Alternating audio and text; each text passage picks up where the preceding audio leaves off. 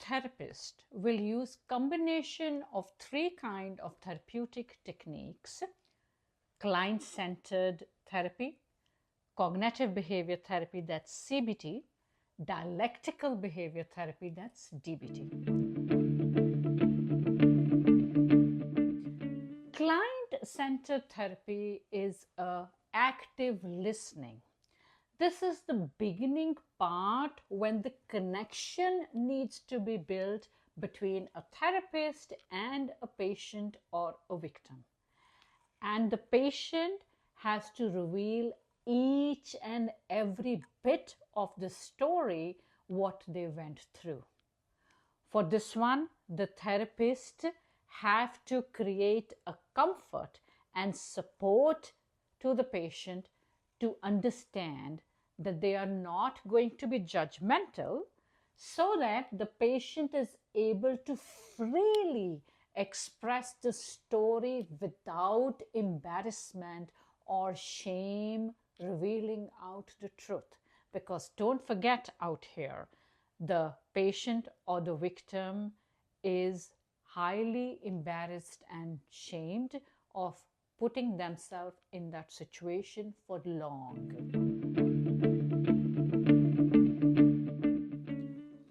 The second technique, cognitive behavior therapy, out here, the therapist, after knowing the story of the patient or the victim, what they have gone through, will start the process of changing their thinking and their mind and ending negative assumptions leading to negative feelings of fear and worry for the future. So the therapist's job is to teach the patient how to challenge those negative assumptions and negative thoughts with evidence for and evidence against, leading to balanced thinking. The third technique which a therapist uses is dialectical behavior therapy, that's DBT. In this one, the therapist will use the process of radical acceptance, that is accepting the past the way it is or the way it was, because and everything happens for a reason. So the statements out here which the patient needs to follow is that I cannot change the past, so it is better for me to live in the present. And to live in the present and to improve my cognitive skills like concentration, mindfulness techniques can help. The other most important part which the therapist can use as a part of dialectical behavior therapy is mindful compassion circuit opening for oneself, because the patient is at the point where their self-love has ended. Their self-worthiness has been completely depleted by being in this relationship. They are emotionally damaged. So you come to the point with the negative accusations of the narcissistic person with whom you start thinking that you are unlovable. You think you are stupid, and you think you are a failure and cannot have a relationship. This means that your compassion circuit for yourself is completely shut down, and DBT can support to open up your compassion circuit through mindful compassion for oneself.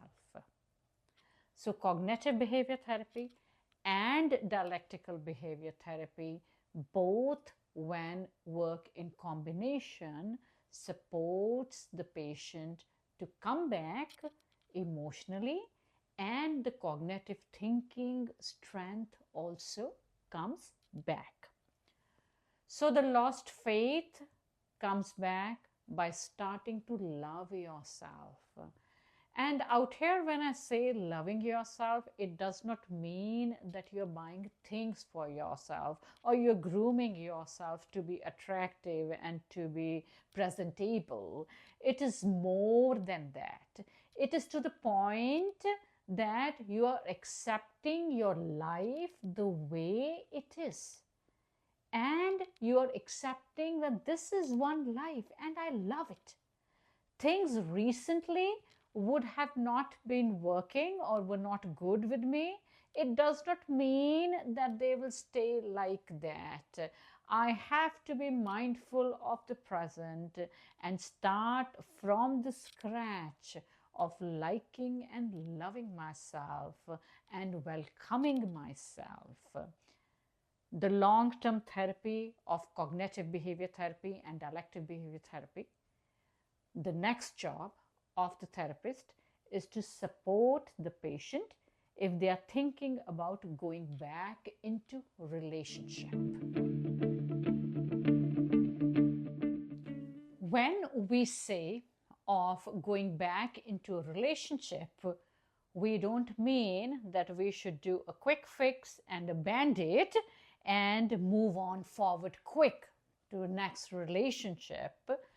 The best way is that after a long term of cognitive behavior and dialectical behavior, there are 2 bullet points which you have to question or ask to yourself. What I want out of this relationship? What should be the boundaries and where I need to stop not stretching the boundaries? Because the past experience was so horrifying that the mistrust issues are there for sure, and also because you are doubting the decisions which you made to be in a relationship, the main objective in the sessions can be to support the patient that what do they want out of the relationship or out of a man or a woman. Do they want security, or do they want commitment, or do they want dating as pastime, as a couple, or as a companionship to fulfill their needs? Or is it that they are going for a relationship with benefits of needs? And what boundaries which they have to create to give in and to give up both. How much they can compromise, and where is it where when they cannot compromise and need to end the relationship. These are very good general tips of starting or thinking to start a relationship. It is highly suggested that even when once you are ready and you are starting a relationship, continue your individual therapy to support yourself and to understand that you are the priority. Because all what matters is that you exist. This is one life, and you have been given an opportunity to be here. And then don't forget, relationships are part of life. You are your own heart of life, and you always will be your priority. And by keeping yourself as a priority, you are not being selfish. You are not being a narcissistic, because now you know the boundaries and you know the balance. So I will stop here today. Once again, it was great to do this piece of recording for you all. Have a good life. Have a good night. Have a good evening.